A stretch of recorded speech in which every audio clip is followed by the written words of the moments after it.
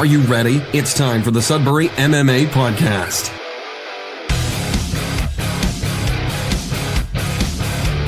Bam, man, we are live. I'm here with, Piper's got so many new nicknames from having taught in the South End. She's the Pipe Bomb, the Pipetronic, the Pipe Dog. Welcome, Piper. Thank you. So, the guys, you know what? We're a little bit late on this one. I wanted to put this out earlier this week, but man, it's been crazy, which is partially good, partially crazy. We just got back from the BJJ Weekend at Ottawa. It's the annual Team Renzo Gracie Weekend, and at those events, we basically have the opportunity to participate in multiple seminars with several different black belts. And Piper was lucky enough to basically do almost all the seminars. So we just wanted to talk about what a great experience it was, and the fact that it's not often you get the opportunity to do like 10 hours of jiu-jitsu in a matter of 2 days. So that alone is going to elevate your game. But also having the opportunity to train with several elite level instructor black belts is great. So Piper, what did you think of the seminars? I thought they were really interesting because of the fact that we were learning from so many different black belts, but on top of that, some were from Ottawa, some were from the States and everything like that. So it really expands the variety of the instructors, and on top of that, we all got to learn different things, right? Every instructor has their own things that they really like teaching, so they stuck to what they liked, and it was all awesome. Every instructor was nice, amazing, polite, was willing to help out no matter what. You'd raise your hand, they're right there helping you with whatever technique they were teaching. Every instructor, there was nothing negative about them. Everything was awesome. Yeah, I think Earl started off the weekend, which was cool because at the last summit, he was the absolute last instructor for the weekend, right? Yeah, I felt like last year Earl kind of had the short end of the stick. This year he had to start off strong. Yeah, it was funny because I think he started off the seminar last year by talking about, okay, guys, I know everyone's tired. I got the last spot here, so we're going to try and keep everyone's attention. Whereas this time here, he got first up front and got to lead the lineup. But he taught some pretty cool chokes right from the guard, and basically transitioned to a loop choke and a little bit of a variation off of that loop choke. So it was a lot of fun to watch, and I say watch because I was on the other side doing the business summit part of it, and I kind of sneak over back and forth from the business side over to the mats to see what everybody was learning and doing, because sometimes it's hard to kind of balance, your passion and, of course, wanting to take the school to the next level on the business side. So it's kind of hard to balance those two things. And so I kind of went back and forth, and I got to catch quite a bit of Earl seminar. What did you think of Andy's seminar? We had Andy again last year, and Andy's just such an awesome guy, so nice. And once again, he taught some amazing things. It really stuck to me because he taught a lot of things from half guard for that one. Yeah, big guy jiu-jitsu, that's what I like, the half guard boost. But at the same time, even being a little person, it still works for us too. So it's really beneficial when it works for both sides. There was other instructors like Dan Moroni. He taught some really cool Bravo chokes, but for me, I wasn't capable of doing some of them because of my size. But at the same time, we had someone like Hammer come in who taught all little guy jiu-jitsu, and it benefited me. Yeah. And that's the nice thing when you get exposed to a variety of instructors like that. You're bound. It's almost guaranteed that you're going to get one of them that's going to hit upon your game, your specific game. If you're a bottom player, you're going to find someone that's going to teach all the sweeps and submissions from the bottom. If you're a passer, you're going to get guys that are going to teach how to pass. That's the one great thing about having so many different back-to-back seminars, is that you're going to definitely evolve your game. And you know what? On the other side of the coin, I'm a guy that likes to try and be well-rounded, not only for my own training and my own progression, but just in my teaching progressions. And so when I get to see, people teaching, techniques that maybe I'm not as good at or not as proficient at, it really helps me, understand how to teach it, how to develop it, and then, they usually give me pointers on how to, get better at it as well. So, no, it's pretty awesome. Who was your Pipe, who would you say was your favorite presenter? I'd have to say Dan from Matt Serra's gym was probably my favorite. Yeah. Such a polite guy, so nice, so caring. I remember just what he was teaching, and he came by to Natasha and I, and we were doing omoplatas, and he was making fun of us because I couldn't finish it on Natasha because of how flexible she was. And he made her touch her elbows behind her back and everything, and it was terrifying. But he had so much fun with us just messing around. And then, he'd throw little jokes in there, to show us new techniques and like really try and progress and really try and get me to get that omoplata, right? He threw in a new kid and just was like, hey, can she try this on you so we can see if it works? It's interesting because like he actually started off the seminar.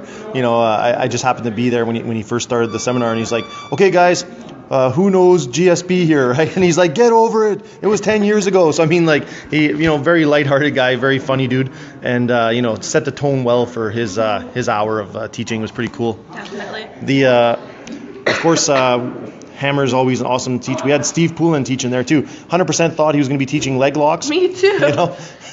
And what did he end up teaching? Some guard, right? We ended up doing a lot of guard submissions. We were transitioning from the arm bars to key locks, triangles, things like that. And I really thought it was interesting because for myself, I'm a huge guard player, so getting the opportunity to transition a lot more with my submissions from the guard, getting stronger with them, because like a big thing is like people just escape submissions from guards so easily, but I feel like now there's a stronger sense of how to hold that submission and keep it instead of just letting it go.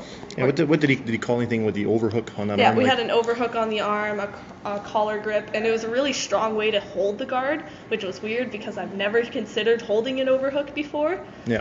Because we were always told to go for the underhook to take back, but overhooks, they work. Oh, absolutely. Especially when he overhooks and then grabs the gi lapel, like it's not only does it completely destroy your opponent's posture, it definitely leaves them open for the submission. So, what about Mark Colangelo? A lot of people really liked his seminar too. Oh, he had an awesome seminar. Like, super polite guy. He was really active and really focused on the group. He taught some pretty cool chokes also from side control. And I remember, just for myself, he came by at least 2-3 times, and there was just something about the chokes that I wasn't capable of doing. And he had sat down right beside, and I had gone for the choke, and he had made a comment about my wrist being too flimsy. So and he said, maybe you should stick to arm bars and triangles. That's right. I'm starting to believe it. Yeah. One of the funny things that, Dan Moroni was teaching. Now, Dan Moroni, he's basically the owner from Bravado Jiu-Jitsu in Toronto. Represents Gracie Maitea. And it was kind of funny because he's teaching seminars and he's like, okay, guys, I'm going to show you this as long as you guys promise not to use it on any of my guys. So, I mean, like, again, just funny guy. And Dan, I apologize because the people here anyway have already told me that they're definitely going to try and use it on your guys. So if you're listening, you'll have to tell everybody what you showed them. So no, it was funny. And then of course we had Silver Fox teaching. Oh my gosh, I love Silver Fox. Yeah. Like every time he comes down for any seminar, like I'm always there, front row seat, looking at what he's doing. And it was really cool because this time he taught some inverted triangles. And that's not something we really expand on, especially in our gym, I find. So really getting to see the inverted triangles and some submissions to take from there, like I felt like it was a really good way to finish off with us because he was our last instructor of that week. Some of us ended up leaving a touch bit early to get back on the road, but yeah, he was the last instructor. What can I say? I got nothing but great things to say about Fox. He's always been fantastic when he comes to our seminars. He's one of our favorite people to bring up for seminars. Usually packed. If you've never been guillotined by this man, like it's something you have to definitely experience. I tried to single leg him. I picked him up in the air and still got guillotined hard. It was no winning. No, it's crazy. So I mean when it came to the rec weekend, a lot of I think we brought up about 15 students or something like that. Yeah. And which is absolutely fantastic because that's a lot of knowledge that was coming home to our academy type thing. So I'm super grateful that the students took the time away from their families, away from their personal lives to go and do this, because at the end of the day, it's definitely going to make sure that the level of jiu-jitsu levels up at our academy. It's really hard to not level up when you're bringing home 20 hours of jiu-jitsu, 10 hours of jiu-jitsu per person, times 15. Like it's crazy. So like 150 hours worth of experience of different techniques coming back to the club. So I'm super grateful for that, and I definitely expect the club to level up after that. Definitely. And I feel like it's cool too because we all picked up on different things, right? I feel like I really focused on some instructors and then I talked to others and they were really focused on the others. So it was really a balance of Kevin took away from, Dan's a lot, and then per se myself, I took a lot away from Earl's seminars. So we're all taking back from different instructors and really coming back with like a full circle of techniques. Yeah, and at the end of the day, when all these people are bringing home this information to, your academy, really it's the academy that wins, to be honest with you. Like, definitely. Even this week, to be honest with you, we have a lot of people that came to the seminars. They actually teach in the academies, whether it's kids classes or some adult beginner classes, and I could see the classes that they were teaching some of the progressions that were taught at the weekend. So like literally, the seminar ends on Sunday, and on Monday I got people teaching exactly what was taught at the seminar within our own academy here. So it's definitely something that I recommend everybody do.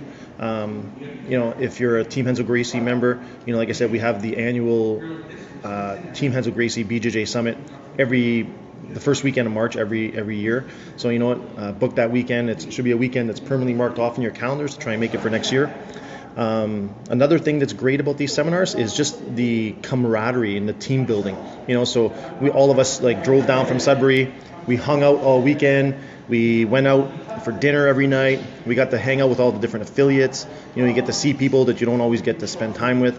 Sometimes you'll see them around the tournament scenes and whatnot, but you don't actually get to go out for dinner with them and hang out and get to know them and definitely. Share stories and laughs and stuff like that. So not only do you get to progress your jiu-jitsu, but the friendships, the camaraderie, the journey that we always talk about. Those are the things that come forefront in these events. That being said, I will take the time to plug the NOMAD event here, guys. We do have another jiu-jitsu weekend coming up here in Sudbury for anyone who's interested, and it's very similar to the BJJ Summit weekend in Ottawa, with the exception is that at this summit we have it open to all affiliations, and we have several different instructors from several different affiliations teaching.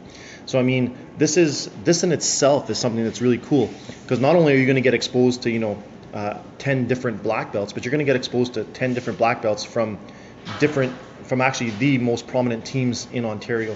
So you're going to have Fernando there from his team, Marco Costa, Body of Four, Dan Moroni, Gracie Matea, Omar Salvosa from the Carlson Gracie Ascension team. It's something that is absolutely fantastic. We had it last year, was a huge success. This year we've taken some feedback from our last year's one. We've made the seminars a little bit longer with our featured instructors. So of course, unless you're living under a rock, that Silver Fox is coming up for this NOMAD event, and he'll be our featured instructor, and he's going to be doing 2-hour sessions. So last year people were saying, man, they felt like 45 minutes to 50 minutes wasn't quite long enough. So we've kind of taken that advice and made it a 2-hour block where you're going to get an opportunity to really learn from them and kind of get all your questions answered at the same time. So guys, that's available. If you're interested, you can check it out at nomadmartialarts.com. And we'd love to have you guys. April 7th and 8th. There's also going to be northern fights going on that weekend. And that's really cool, because it basically brings the entire Muay Thai community together here in Northern Ontario. We got several schools represented from, of course, our hometown, and then we got, the teams from Ottawa, Toronto, coming down to, for us to compete against. So it's always kind of like northern Muay Thai fighters versus, southern Muay Thai fighters. So it's always a lot of fun. Pipe, what are your thoughts on the NOMAD weekend, Wanda? I'm excited for NOMAD again this year. Last year it was such a fun time. This year, knowing that we're going to have Silver Fox for 2 hours just brings a smile to my face. But just getting to experience more instructors once again, because comparing to last year, we have similar instructors, but there were some that I didn't have the opportunity to learn from. So knowing that I'll get the chance to learn from these instructors finally, it's an exciting time. And getting to come back with more experience and learning more things, I feel like I'm just going to be ready for any competition now. That's right. And speaking of competitions, there's a lot of them coming. We have the Ontario Open coming up in May. We have the Worlds at the end of May, June, beginning of June.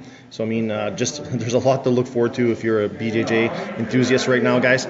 So that being said, I think we got kids classes starting soon here. We do. Yeah, it is. Jeez. So we're going to have to cut her short for this one here, guys. But if you have any questions, you can reach out to myself. Man, if you know Piper, you can reach out to her too. She's usually in the know as to what's happening here at Sudbury MMA. So don't be shy to reach out to any of our instructors if you have any questions about pretty well anything. Yeah. So that being said, guys, have a great weekend, and we hope to see everyone soon.